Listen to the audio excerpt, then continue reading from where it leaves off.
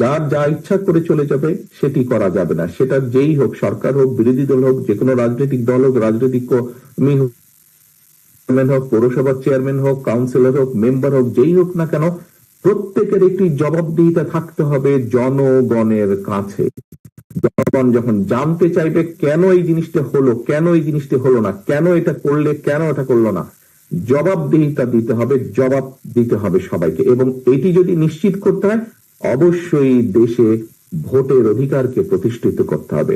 পৃথিবীর যে কোনো গণতান্ত্রিক দেশে ভোটের মাধ্যমেই জবাবদিহিতা তৈরি হয়।